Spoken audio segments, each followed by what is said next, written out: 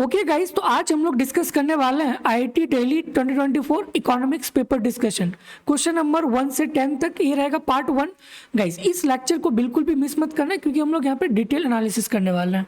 Okay तो चलिए guys हम लोग पार्ट 1 का क्वेश्चन नंबर 1 से स्टार्ट करते हैं। यहाँ पे गिवन है कि if the government of a country Z increases spending by 12 million and raises tax collection by the same amount, then what will be the overall impact of this move on the real GDP in a country Z?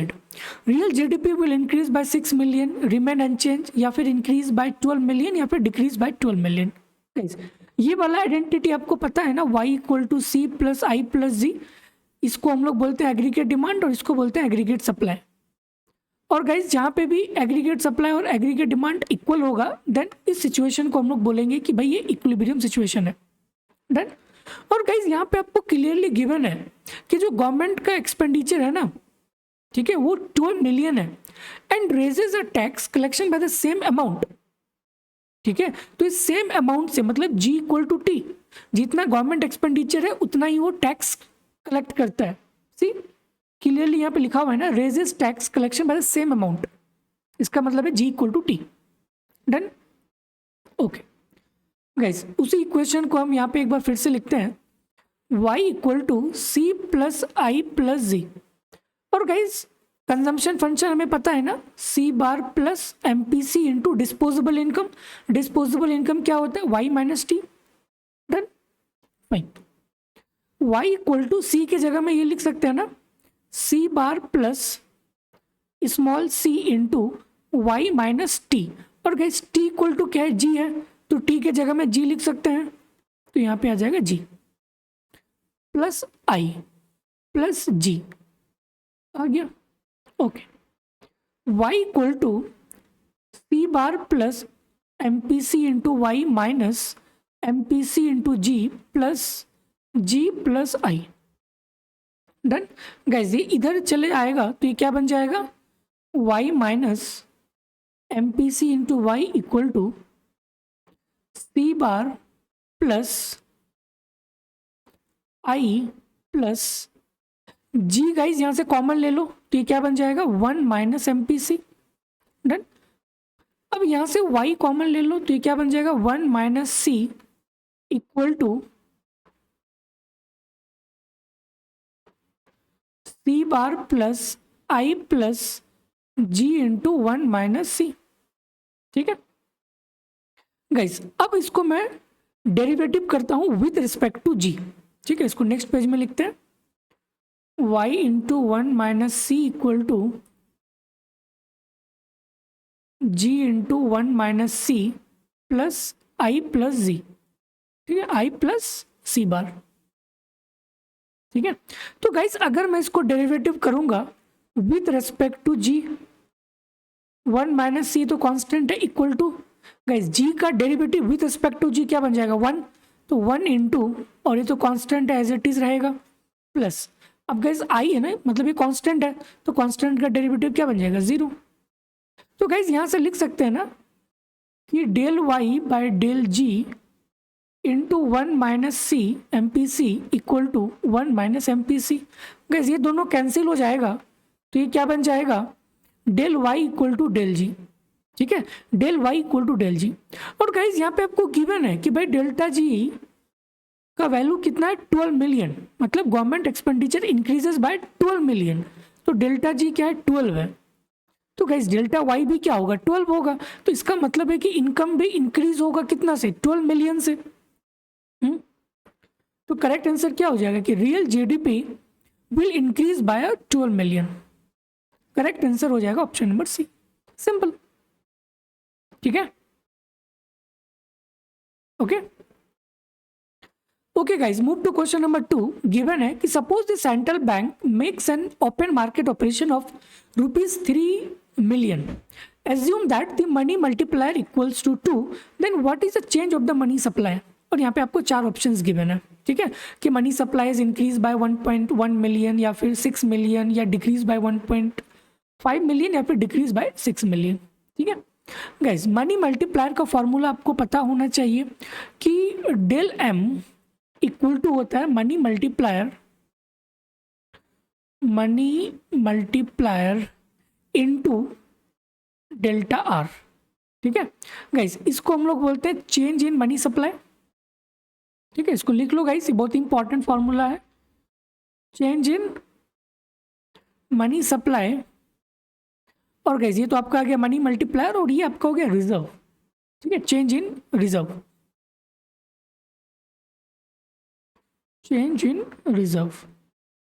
ठीक है, और guys यहाँ पे आपको given है कि central banks makes an open market operations 3 million, मतलब इसका रिजर्व कितना है 3 मिलियन। ठीक है, और मनी मल्टीप्लायर का वैल्यू 2 है, तो गाइज जस्ट यहाँ पे वैल्यू पुट कर देंगे। ठीक है, तो guys change in money supply क्या हो जाएगा, मनी मल्टीप्लायर कितना 2 है, तो 2 लिखो यहाँ पे, इनटू डेल आर मतलब चेंज इन रिजर्व। तो गाइज रिजर्व कितना है 3 मिलियन, 3 मिलियन, तो ये आ जाएगा 6 मिलियन। ठीक है, तो गाइस करेक्ट आंसर क्या हो जाएगा कि money supply has increase by 6 million. ठीक है गाइस, ये फॉर्मूला कहीं पे लिख लो, नोट पॉइंट बना के, बहुत इंपॉर्टेंट है। ठीक है, इंपॉर्टेंट फॉर्मूला है, del M equal to money multiplier into delta R. ठीक है, done. Okay guys, question number 3 given है कि consider an economy with total population of 10,000 people, the size of the labour force is 8,000 while the number of people employed is 7,000, what is the unemployment rate in this economy? ठीक है, 10%, 12.5%, 20% या फिर 30.3%। Done. Okay guys, आपको ये formula पता है ना,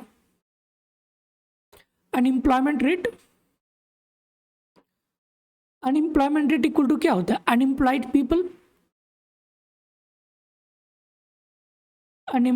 people divided by labour force into 100। ठीक है, ओके। और गाइस यहाँ पे आपको गिवन है कि भाई टोटल पॉपुलेशन कितना है 10,000।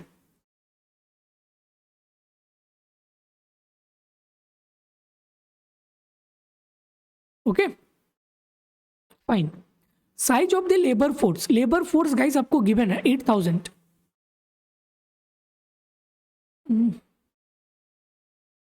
Labour force is 8,000।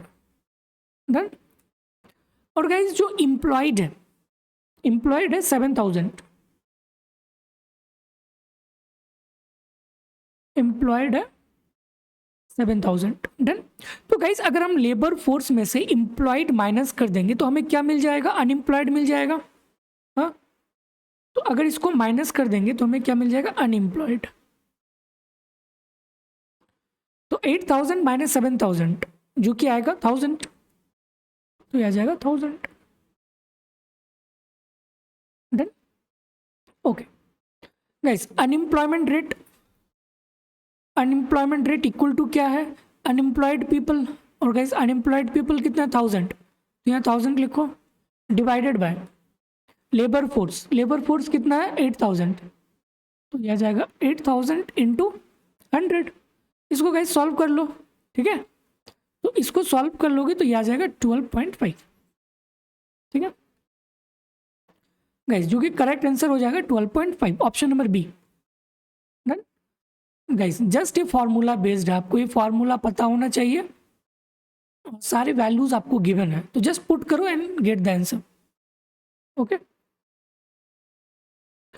Okay guys, question number 4, assume a simple Keynesian model of a closed economy with no government sector and autonomous investment and the marginal propensity to save, MPS guys, MPS 0.2 है, तो MPC क्या होगा, 1 minus 0.2 मतलब 0.8।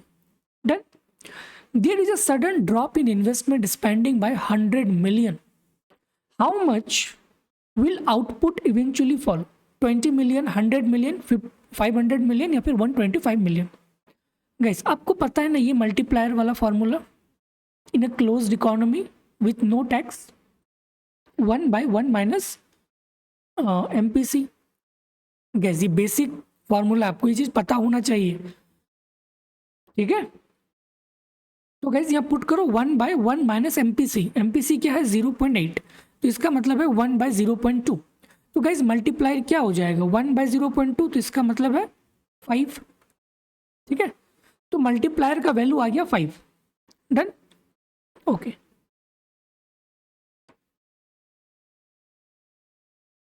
तो guys multiplier का value आ गया 5 यहाँ से, डन, ओके। गाइज ये भी आपको पता होना चाहिए कि डेल वाई इक्वल टू क्या होता है multiplier into del I. Guys ये वाला फॉर्मूला यहाँ से ड्राइव हुआ है, ये वाला y equal to C plus I plus G, तो y equal to C bar plus small C into Y minus T plus I plus G, same, ठीक है। तो इसको एक साइड लेके जाओगे तो गाइज ये आपको मिल जाएगा, सिंपल, ठीक है।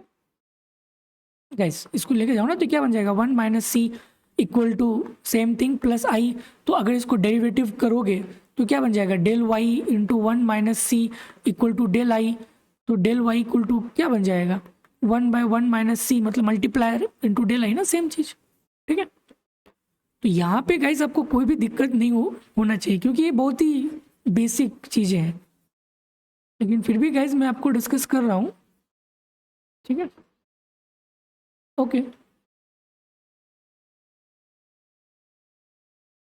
तो guys del Y equal to क्या है multiplier into del I, done, okay. और मल्टीप्लायर का गाइज आपको वैल्यू पता है 5, ठीक है। और इन्वेस्टमेंट, अच्छा इन्वेस्टमेंट भी गाइज आपको गिवन है 100 मिलियन, ठीक है। तो चेंज इन इनकम निकाल सकते हैं ना यार, हाँ, चेंज इन इनकम क्या हो जाएगा इक्वल टू, फॉर्मूला क्या था मल्टीप्लायर, मल्टीप्लायर का वैल्यू 5 इनटू इन्वेस्टमेंट, हाँ चेंज इन इन्वेस्टमेंट। तो गाइस इन्वेस्टमेंट कितना चेंज हो रहा है, ड्रॉप, मतलब ये फॉल हो गया गाइस, मतलब नेगेटिव, माइनस, ठीक है, बाय 100 मिलियन, तो यहाँ पे आ जाएगा -100। तो चेंज इन इनकम मतलब इनकम भी कितना फॉल हो जाएगा -500 मिलियन, ओके। गाइस ये बहुत ही इजी सी सवाल है, तो 500 फॉल, ठीक है। गाइस नोट पॉइंट बना के लिखो del Y equal to multiplier into del I, और इसको हम लोग ड्राइव किए ये वाला इक्वेशन से, ठीक है। और इसको हम लोग क्या बोलते हैं closed economy, done, okay. Question number 5 guys given है कि in an ADS diagram an increasing in nominal money supply is represented by what, a shift in the AS curve to the right, a shift of the AD curve to the right, या फिर movement along the AD curve, या फिर movement along the AD curve from left to right। guys ADS diagram में अगर money supply increase होगा, increasing in the money supply, then क्या होगा AD curve change होगा या फिर AS कर्व चेंज होगा। गाइस अब खुद सोचो कि अगर सेंट्रल बैंक मनी सप्लाई को इंक्रीज करेगा तो क्या होगा गाइस, किसी भी चीज़ का अगर सप्लाई ज़्यादा है डिमांड कम है तो प्राइस कम होगा, इसका मतलब है कि इंटरेस्ट रेट कम होगा। और गाइस जब इंटरेस्ट रेट कम होगा तो जो इन्वेस्टर है उसको कम दाम पे लोन मिल जाएगा, तो इन्वेस्टमेंट इंक्रीज हो जाएगा। और इन्वेस्टमेंट गाइस जब इंक्रीज होगा तो मीन्स हायर कंजम्पशन भी होगा और इन्वेस्टमेंट भी होगा। तो गाइस AD कब इंक्रीज हो जाएगा ना, जैसे ही मनी सप्लाई इंक्रीज हुआ रेट ऑफ इंटरेस्ट कम हुआ, ठीक है। और जैसे ही रेट ऑफ इंटरेस्ट कम हो गया तो इन्वेस्टमेंट गाइस ये वाला y equal to C plus I plus G, तो इन्वेस्टमेंट इंक्रीज हो जाएगा ना। और गाइस मैंने आपको बताया था ना कि इसी को हम लोग क्या बोलते हैं AD एग्रीगेट डिमांड, और इसको बोलते हैं एग्रीगेट सप्लाई, ठीक है। तो इन्वेस्टमेंट इंक्रीज हो जाएगा मतलब AD कर्व शिफ्ट हो जाएगा to the right, shift of the AD curve to the rights, done. तो करेक्ट आंसर हो जाएगा ऑप्शन नंबर बी, ओके। वही चीज़ गाइज यहाँ पे लिखा हुआ है, इसको एक बार रीड कर लेना या फिर आप स्क्रीन शॉट भी ले सकते हो इसका, ओके। और गाइज बाकी ऑप्शंस रॉन्ग क्यों है वो चीज़ यहाँ पे लिखा हुआ है, ठीक है, इसको एक बार रीड कर लेना।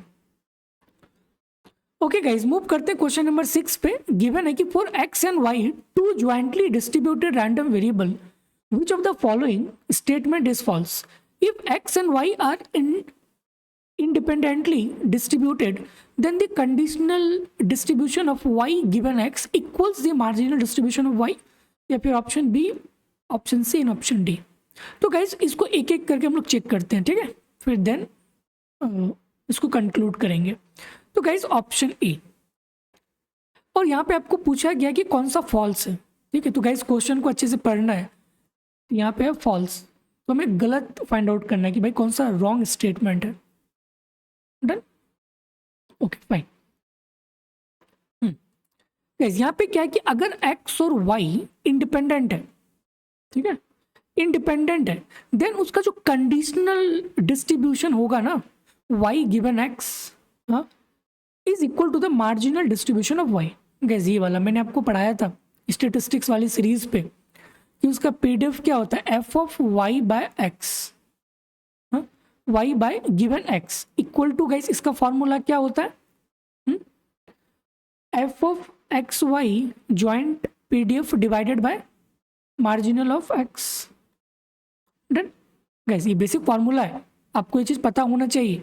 अगर पता नहीं है तो गाइस स्टेटिस्टिक्स वाले सीरीज पे चले जाना, मैं वहाँ पे पूरा basic to advance statistics guys discuss कर रखा हूँ विद कॉन्सेप्ट के साथ, ठीक है, ओके। और गाइस यहाँ पे गिवन है कि भाई x और y इंडिपेंडेंट है, तो जब भी f ऑफ x और y अगर इंडिपेंडेंट होगा तो गाइस इसको लिख सकते हैं ना, f of x into F of Y, f of x into F of Y independent है, तो ये क्या बन जाएगा, f of x into F of Y divided by f of x। तो गाइस ये कैंसिल हो गया, तो यहाँ पे बचा क्या, f ऑफ y, ठीक है, f ऑफ y। तो वही चीज़ तो है कि ये मार्जिनल डिस्ट्रीब्यूशन ऑफ y के इक्वल होगा, बिल्कुल आ रहा है marginal distribution of y। Guys f of y by x क्या होता है, joint PDF divided by the marginal distribution of x ना, और ये इंडिपेंडेंट है, x और y इंडिपेंडेंट है, तो इसको लिख सकते हैं कि भाई f of x into F of Y, तो ये कैंसिल हो गया, तो ये f ऑफ y आ गया जो कि मार्जिनल डिस्ट्रीब्यूशन ऑफ y के इक्वल है, ठीक है। तो गाइस ये स्टेटमेंट तो बिल्कुल सही है। Done, okay. अगर मैं मूव करूँ गाइस ऑप्शन नंबर सी में कि अगर covariance between x and y is 0, then x and y are not correlated, ठीक है, अगर कोवेरियंस 0 है तो ऑप्शन सी को गाइस यहाँ पे चेक करते हैं, ठीक है, फाइन। गाइस कोरिलेशन क्या होता है, correlation of X Y equal to covariance X Y divided by standard deviation of x into standard deviation of y, ठीक है। और यहाँ पे आपको गिवन है कि अगर कोवेरियंस 0 है तो इसका मतलब है गाइस कि ये टर्म 0 हो जाएगा, तो कोरिलेशन क्या आ जाएगा, 0। हाँ, कोरिलेशन 0 का मतलब कि भाई ये दोनों रिलेटेड नहीं है। अगर यहाँ पे कुछ वैल्यू आता, कोई कांस्टेंट वैल्यू आता, देन हम कह सकते हैं कि हाँ x और y कोरिलेटेड है, बट गाइस ये 0 आ रहा है, इसका मतलब है कि x और y कोरिलेटेड नहीं है। तो वही चीज़ है कि x and y are not correlated, तो ये भी सही है। Done, option number D, if x and y are independently distributed, then the joint density of x and y is the product of the marginal density. It's simple, ये तो formula ही based है। Option number D, joint density guys पता है ना कि क्या हो जाएगा, ज्वाइंट डेंसिटी अगर ये इंडिपेंडेंट है तो इसको लिख सकते हैं कि F of X into F of Y, वही चीज़ तो यहाँ पे लिखा हुआ है कि the joint density of X and Y is the product of their marginal densities. इसका मतलब है कि F of X into F of Y, कब, जब ये इंडिपेंडेंट होगा तब। बिल्कुल सही है, तो इसका मतलब है गाइस कि ये भी स्टेटमेंट सही है, ठीक है। तो गलत क्या है, ऑप्शन नंबर बी, कि अगर covariance between X and Y is 0, then X and Y are independent. बिल्कुल नहीं गाइस, ऐसा बिल्कुल भी नहीं है, ठीक है। अगर कोवेरियंस 0 है तो गाइस वो डिपेंडेंट भी हो सकता है, ठीक है। X and Y are independent guys, इसको हम लोग एक एग्जांपल से समझते हैं, ठीक है। अगर ज्वाइंट पीडीएफ आपको यहाँ पे गिवन है एक्स और वाई का, ठीक है, और गाइस ये आपका मार्जिनल डिस्ट्रीब्यूशन गिवन है। अगर कोवेरियंस 0 है, हमें यहाँ पे शो करना है कि अगर कोवेरियंस 0 है then the two random variables are not independent. Guys इस क्वेश्चन को मैं स्टेटिस्टिक्स वाली सीरीज पे डिटेल में डिस्कस कर रखे हैं, डिटेल में, ठीक है। तो बिल्कुल भी गाइस जो प्लेलिस्ट है ना स्टेटिस्टिक्स वाला, उसको बिल्कुल भी मिस मत करना गाइस, क्योंकि वहाँ पे जो क्वेश्चंस हम लोग डिस्कस किए ना वो काफ़ी स्टैंडर्ड बुक्स के हैं, मिलर एंड मिलर का, जो कि गाइस एमएससी में फॉलो होता है, आईएसआई, डीएससी, ओके। तो बिल्कुल भी मिस मत करना, वहाँ पे गाइस मैं विद कॉन्सेप्ट के साथ डिटेल में डिस्कस कर रखा हूँ, ठीक है। तो गाइस आप देख सकते हो इसका सोल्यूशन यहाँ पे गिवन है, ये आपका म्यू एक्स म्यू वाई, और गाइस जब इसका वैल्यू निकालोगे तो 0 आ रहा है, तो कोवेरियंस तो 0 है, बट ये दो रैंडम वेरिएबल जो कि इंडिपेंडेंट नहीं है, ठीक है। तो आप नोट पॉइंट बना के लिख लेना इस चीज़ों को कि अगर कोवेरियंस 0 है तो जरूरी नहीं है कि भाई वो इंडिपेंडेंट ही होगा, ठीक है। तो करेक्ट आंसर हो जाएगा बी। गाइस ये वाला स्टेटिस्टिक्स वाले सीरीज पे चले जाना, आपको यहाँ पे पूरा डिटेल में सॉल्यूशन मिल जाएगा, ठीक है। मैं दोबारा गाइस इस चीज़ों को यहाँ पे सॉल्व नहीं करूँगा, क्योंकि अगर सॉल्व करेंगे तो फिर गाइस वीडियो काफ़ी लेंदी हो जाएगा, ठीक है। Okay guys, move to question number 7। Given है कि in testing hypothesis H0 with an alternative HA, type 1 and type 2 error corresponding to wrongly rejecting H0 and falsely accepting HA respectively, या फिर option B, option C, option D, ठीक है। Guys आपको पता है ना H0 और HA, H0 को हम लोग बोलते हैं नल हाइपोथेसिस और HA को हम लोग बोलते हैं ऑल्टरनेट हाइपोथेसिस, ओके। तो गाइस जब H0 ट्रू है, बट अगर हम इसको रिजेक्ट कर देते हैं तो यहाँ से हमें टाइप 1 एरर मिलता है, और H0 ट्रू है बट इसको एक्सेप्ट कर लेते हैं, मतलब फेल टू रिजेक्ट, इसका मतलब है एक्सेप्ट। अगर इसको एक्सेप्ट कर लेते हैं और ये ट्रू भी है तो गाइस बिल्कुल सही डिसीजन है, करेक्ट डिसीजन है। और H0 ट्रू है बट उसको गाइस रिजेक्ट H0, ठीक है। H0 is true but guys यहाँ पे फॉल्स होगा, ठीक है। H0 is true, H0 is true, ठीक है। तो यहाँ पे गाइस आ जाएगा करेक्ट, और जब ये फॉल्स है, ठीक है, जब ये फॉल्स है बट हम उसको एक्सेप्ट कर लेते हैं तो गाइस यहाँ पे हमें मिल जाता है टाइप 2 एरर, ठीक है। गाइस ये बहुत ही बेसिक है, आपको पता होना चाहिए, फाइन। तो गाइस वही चीज़ यहाँ पे आपको पूछा गया है कि रॉन्गली रिजेक्टिंग H0, मतलब ये टाइप 1 एरर कब होगा।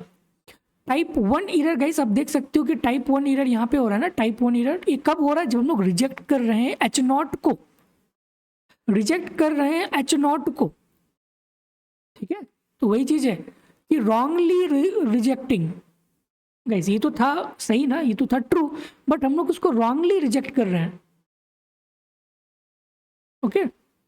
तो wrongly rejecting H0 and falsely accepting H0, falsely accepting H0, ठीक है। तो यहाँ पे आ रहा है टाइप 2 एरर, ये वाला, कि हम लोग यहाँ पे falsely इसको एक्सेप्ट कर रहे हैं, ठीक है। मतलब यहाँ पे ये फॉल्स है बट हम लोग यहाँ पे फेल टू रिजेक्ट, मतलब एक्सेप्ट कर रहे हैं H0 को। यहाँ पे H0 है गाइस, ठीक है, थोड़ा यहाँ पे देख लेना, ओके। तो करेक्ट आंसर क्या हो जाएगा, ऑप्शन नंबर सी। गाइस ये आपको सिंपल पूछा गया है डेफिनेशन पे, आपको डेफिनेशन पता होना चाहिए, H0, HA, टाइप 1 एरर और टाइप 2 एरर कहाँ बनता है, ठीक है, okay. Type 1 error wrongly rejecting H0, type 2 error falsely accepting H0, मतलब fail to reject H0, then वहाँ पे हमें टाइप 2 एरर मिलता है, done. Okay guys, question number 8 given है कि the value of correlation between x and y is r equal to -0.5, then which of the following statement is correct. The x variable explain 25% of the variation in y variable, या फिर b, c and d। Guys तो ये चीज़ आपको पता है ना कि r square equal to r square, ठीक है, ये आपका कोफिशिएंट ऑफ डिटर्मिनेशन है बेसिकली, ठीक है। This is the coefficient of determinations, ठीक है। और इसका वैल्यू क्या है, -0.5 का स्क्वायर, तो कैसे क्या बन जाएगा 25, 0.25 मतलब 25%, ठीक है। तो x variable explain 25% of the variable in y, ठीक है। गाइस ये वाला फॉर्मूला आपको पता होना चाहिए, नोट पॉइंट बना के लिखो कि coefficient of determinations R square equal to क्या होता है, कोरिलेशन का स्क्वायर।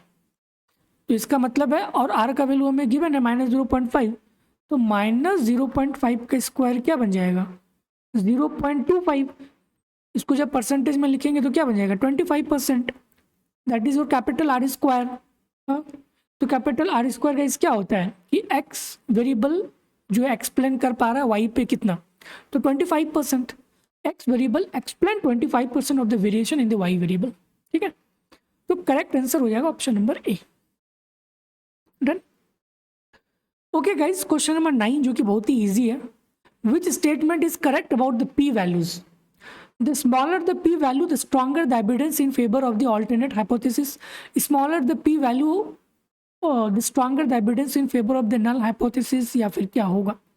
ठीक है गाइज, एक चीज आपको पता होना चाहिए कि जितना भी p वैल्यूज कम होता है, स्मॉलर द p वैल्यूज, ये फेवर करता है h0 को, ऑल्टरनेटिव हाइपोथेसिस को। गाइज आपने कोई रिसर्च किया, ठीक है, अब आप इसको टेस्ट करना चाहते हो कि हाँ भाई ये जो मैंने मॉडल यहाँ पे रन किया है वो सही है या फिर गलत है। ठीक है, तो अगर आप H0 का मतलब है कि ऑल्टरनेट हाइपोथेसिस। ठीक है, तो आपने गाइस लेट्स सपोज कि आपने कोई हाइपोथेसिस बिल्डअप किया कि इसका जो मीन है, एक्सपेक्टेड वैल्यू है वो let's suppose something 5 and which is not equal to 5। आपने कोई एक हाइपोथेसिस बनाया। ठीक है, अब गाइस आपका मेन वर्क क्या है कि भाई mu not equal to 5, that is your alternate hypothesis. अब ये गाइस स्टैटिस्टिक मीन्स ये सिग्निफिकेंट कब होगा, जब पी वैल्यूज आपका सबसे कम होगा। Smaller the P values H A will be favour. ठीक है, तो वही चीज यहाँ पे लिखा हुआ। तो smaller the P values stronger the evidence in favour of the alternate hypothesis. तो ये चीज गाइज याद रखना। गाइज जब आप एमएससी वगैरह में जाओगे ना, तो आपको वहाँ पे इकोनोमेट्रिक्स में गाइज एमएससी जब करोगे तब होता है। ठीक है, एमए में गाइज मालूम नहीं, क्योंकि मैंने एमए नहीं किया है, मैंने एमएससी किया है। तो एमएससी में गाइज वहाँ पे आपको एडवांस इकोनोमेट्रिक्स 1, एडवांस इकोनोमेट्रिक्स 2, तो गाइज हम लोगों ने वहाँ पे किया था, जैसे टाइम सीरीज डेटा हो गया, पैनल डेटा, पूल डेटा, तो वहाँ पे काफ़ी सारे एडवांस मॉडल आपको सिखाया जाएगा। फिर वहाँ पे आपको टेस्ट वगैरह, बहुत सारे टेस्ट होता है। ठीक है, तो वहाँ पे आपको पी वैल्यूज चेक किया जाता है, R square, adjusted R square वगैरह वगैरह। ठीक है, तो वहाँ से फिर आपको गाइज ये सारा चीज़ समझ में आता है। ठीक है, तो अभी के लिए गाइस जब एग्जाम पॉइंट ऑफ व्यू के लिए आप बस इतना याद रखो कि अगर पी वैल्यू कम है तो इसका मतलब है कि हाँ ये ऑल्टरनेट हाइपोथेसिस को फेवर करता है। ठीक है, और जितना पी वैल्यूज कम उतना अच्छा, जितना पी वैल्यू ज़्यादा उतना खराब। ठीक है, तो आप इसको लिख सकते हो। Okay okay guys, last question of the day, question number 10 है कि the level of significance 0.05 associated with the testing hypothesis is the probability that the null hypothesis is true, that the alternate hypothesis is true, of not rejecting a true null hypothesis या फिर rejecting a true null hypothesis. Guys ये वाला diagram आपको पता है ना, ये वाला, this point is called the critical point, और ये वाला एरिया को हम लोग बोलते हैं रिजेक्टिंग एरिया। मतलब कि हम लोग रिजेक्ट कर रहे हैं नल हाइपोथेसिस को। और गाइस ये वाला एरिया, इसको हम लोग बोलते हैं कॉन्फिडेंस इंटरवल। मतलब हाँ कि भाई हम इस रेंज पे कॉन्फिडेंस है, मतलब fail to reject the null hypothesis. इसका मतलब है कि हम लोग यहाँ पे एक्सेप्ट करते हैं H0 को। और गाइस वही चीज़ यहाँ पे आपको पूछा गया है कि लेवल ऑफ सिग्निफिकेंस, अच्छा इसी को गाइस हम लोग बोलते हैं level of significance, level of significance, और इसको बोलते हैं कॉन्फिडेंस इंटरवल। अब इस चीज़ को लिख लो गाइस। ठीक है, इसको बोलते हैं कॉन्फिडेंस इंटरवल। और यहाँ पे गाइस हमें पूछा गया लेवल ऑफ सिग्निफिकेंस, तो लेवल ऑफ सिग्निफिकेंस गाइस ये वाला एरिया हो गया, और इस एरिया पे गाइस हम लोग क्या करते हैं, रिजेक्ट करते हैं H0 को ना। तो क्लियरली आप देख सकते हो rejecting the true null hypothesis. ठीक है, तो करेक्ट आंसर क्या बन जाएगा, option number D. Okay guys, तो आज हम लोगों ने डिस्कस किया क्वेश्चन नंबर 1 से 10 तक। फिर नेक्स्ट वीडियोस में हम लोग डिस्कस करेंगे क्वेश्चन नंबर 11 से लेकर 20 तक। ठीक है गाइस, जो कि बैच ऑलरेडी आज स्टार्ट हो चुका है, तो बिल्कुल भी मिस मत करना गाइस। ठीक है, ये ISI MSQE IIT JAM IIT gate CUT PG economics के लिए है। ठीक है, बिल्कुल भी मिस मत करना गाइज। ये बैच जो है ना 3 स्टेप पे इसको डिज़ाइन किया गया है। आपको कंप्लीट थियोरेटिकल अंडरस्टैंडिंग दिया जाएगा। अब थियोरेटिकल में भी गाइज आपको पहले थियोरेटिकल होगा, फिर मैथमेटिकल होगा, फिर ग्राफिकल होगा, फिर उसके बाद गाइज स्टैंडर्ड बुक्स 4 से 5 स्टैंडर्ड बुक्स के प्रॉब्लम होगा, फिर उसके बाद टॉपिक वाइज PYQs होगा। PYQ सारे IIT GATE, IIT JAM, ISI, DSC, JNU, IGR, DI, जितने भी तमाम यूनिवर्सिटीज़ हैं, ठीक है। फिर उसके बाद गाइज मॉक टेस्ट होगा टॉपिक वाइज, फिर हर संडे को 50 MCQ होगा, ठीक है। तो बहुत सारे फीचर है गाइज इस कोर्स का, बिल्कुल भी मिस मत करना। अफोर्डेबल प्राइस रखा गया है ताकि हर एक स्टूडेंट इसको अफोर्ड कर सके, ठीक है। ओके गाइज, फिर मिलते हैं नेक्स्ट वीडियोस पे। गाइज चैनल को सब्सक्राइब करना भूलना मत, ठीक है। Okay guys, thank you.